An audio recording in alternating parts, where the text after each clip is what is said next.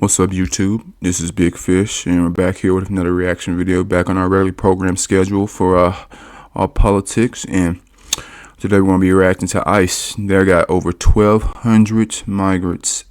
They made that clear, illegal migrants last weekend. We're heading into this week, looking to repeat the same. So in 100 days, that's what we're scoping out right now. If we get 1,200 migrants in 100 days, that'd be 120,000. 120,000 in 100 days. Think about that in 4 years. We can up the scale of numbers, because I know some states they're having bounty hunters. They're starting to put out rewards for if you can find illegal migrants, and some are just self-deporting themselves anyways. Let's get into the video. Sure. Thanks, guys. Well, the crackdown is coming into focus under President Trump's direction. ICE is racking up thousands of arrests, and this as we enter week 2 of Trump 2.0. Good morning. And this is where I'm located, right in Denver, the sanctuary state. That's where they're pretty much going to all sanctuary states. I don't know why they didn't put it in Massachusetts up here, because they were all up in Massachusetts, but I'm right here. I'm Dana Perino. Bill is off today. Good morning, Sandra. It's great to be with you, Dana. Thanks for having me. I'm Sandra Smith. This is America's Newsroom. It was a busy weekend for sure for ICE, the agency arresting nearly 300 illegal immigrants on Saturday alone and nearly 1,000 on Sunday. ICE also lodging. Let's look at those numbers right there. Whew. You see that first day? A little less, but today, whew. Them numbers went up. They finding people. You can't hide them. Democrats, these governors, these mayors, you will get locked up. Stop playing with us. Stop playing with them. Nearly 800 detainers, which means there is probable cause to deport. And according to Border Czar Tom Homan, this is only the beginning. Yes, but you're going to see the numbers steadily increase, the number of arrests nationwide as we open up the aperture. Right now it's concentrating public safety threats, national security threats. That's a smaller population. So we're going to do this on priority base, as President Trump's promised, but as that aperture... Sorry for all the pausing. They said it's about 700,000 people, 700,000 to 1 million people who committed a crime that are here illegally. Crazy. Opens, there'll be more arrests nationwide. And we are getting a look at how these deportations are being carried out. You can see agents loading criminal migrants onto a military plane there, the flight bound for their country of origin. One South American leader tried to turn away those flights, but he quickly...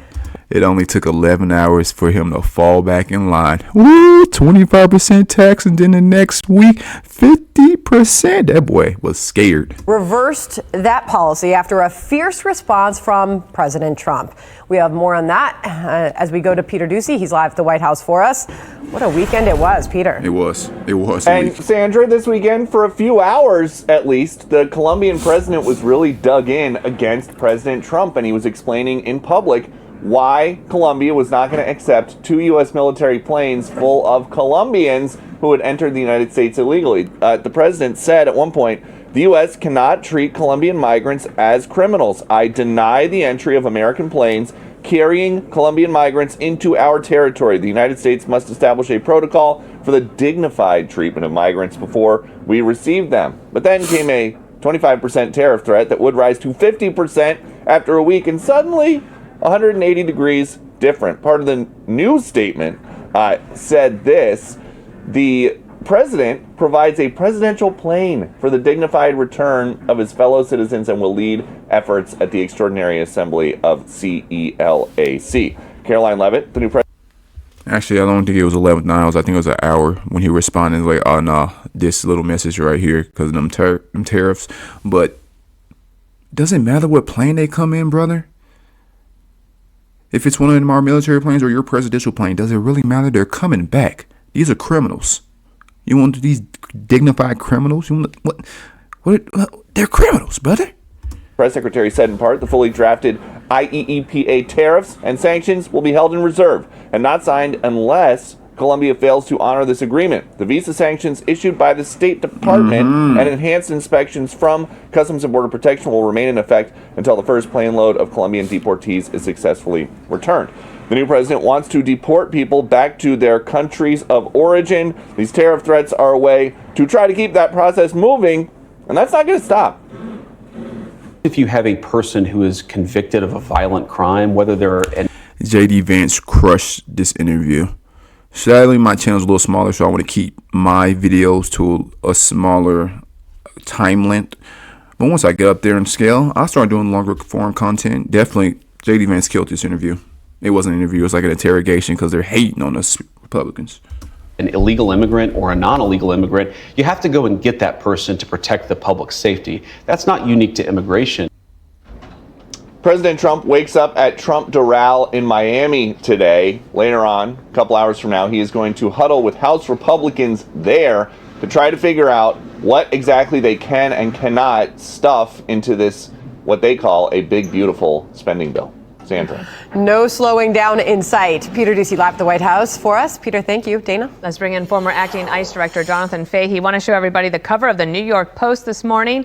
New tariff in town, which of course they're 100 for 100 when it comes to great headlines. But that was quite an amazing thing yesterday to have the Colombian president try to defy President Trump and then basically cave so badly that he was offering his own plane.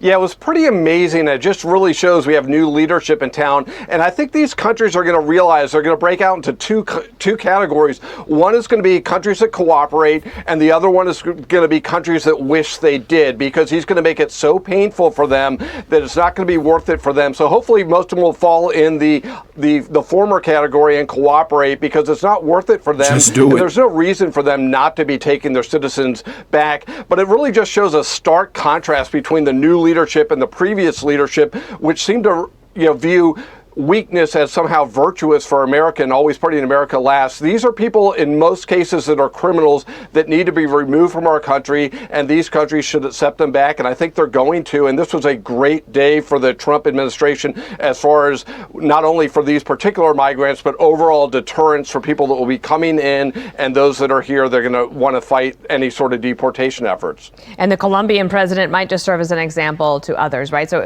not taking your people back, it's not going to be an option. So that, I think, it sets the stage. I just want to show you here, I'm not going to read them all out to everybody, but look on your screen, because these are the number of arrests and actions that have been taken in terms of this action in just week one. Look at those numbers. They're looking beautiful. That's looking like 2,000. Yep, there you go. I actually didn't see that. Total since almost 3,000. Almost 3,000. And this is under 100 days. This is beautiful. This is what we voted for. And it's quite extraordinary how many people are actually out there and who they can find. Based on your experience, how were they able to do this so quickly? Did they already know where these people were that they wanted to go and get them? Yes, and this really also just shows what the Biden administration hasn't been doing, because a lot of these people are sitting in local jails. So the people they say lodge detainers on, those are people in jail that the previous administration just didn't even bother to lodge detainers on. And a lot of these other people, they know exactly where they are, and they have known that that's the only reason they were able to get them. But I think a lot of the things this administration is doing, one of the things Stephen Miller talked about, I think on Friday on Fox, was about how they're creating task forces with local law enforcement and all the federal agencies to go after the illegal migrants and the criminals.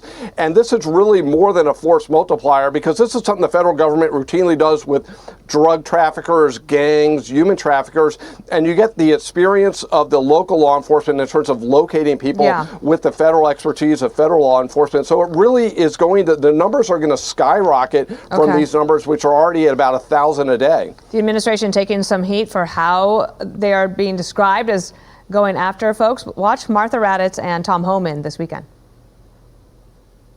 How many MS-13 members are the age of 14 to 17? Many of them. So look, if it's a national security threat, public safety threat, and what you need to understand is a case by case. Name another agency, another law enforcement agency that has those type of requirements, that they can't walk into a school or a doctor's office or on a medical campus. No other agencies have those standards. ICE officers should have discretion to decide if a national security threat or a public safety threat is in one of these facilities, then there should be an option for them to make the arrest. So, but to keep all of this going, it requires funds in order to make it happen. Watch Senator Graham this weekend. We need Congress help. We need to be funded. We need ICE, DEA, FBI, whoever's helping the investigation with ICE, local police officials. We need Congress to give us more funding. We got to get them out of here. We got 4 years. And then after that, J.D. Vance is in there for the next 2 years. We got to do it. They're going to deport people who are part of gangs that are criminals. There's 1.4 million who've had their case fully adjudicated, and they're still here. There's about 680,000 convicted of serious crimes. To my Republican colleagues, particularly in the House, as we fiddle, our immigration plans are hitting walls. We're not building walls, we're hitting walls. Last word to you about that point. How quickly do they need these funds in order to keep doing what they're doing? Well, I think they're going to need funds right away, but at least the most important thing that they're doing right now is by showing this show of force and show of strength, they're deterring new people from coming in. So at least we're stopping the flow, but money is necessary. But keep in mind, it cost $150 billion tax dollars for illegal immigrants to care for them with all their services just last year. So ultimately, whatever we spend, we're probably going to be netting on the other end of it over time. That's a great point. Jonathan, thanks for being here. I'm sure we'll see you again. Thank you. I'm Steve Ducey. I'm Brian Kill. Well. As you can see, Trump was not playing. This is not his first term where we had Democrats holding all the places, all the legislative places, such as the House, Supreme Court. Actually, I think they still got it up in the Supreme Court. I think it's a tie.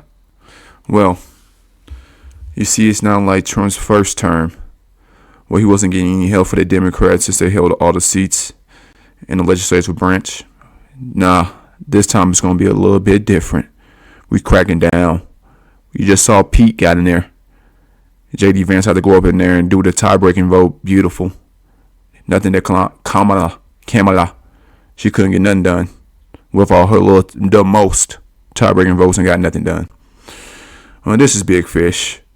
Till next time, hit the like button, hit the subscribe button, go down to the comments, leave something for me how you feel about this. Thank you. We're out.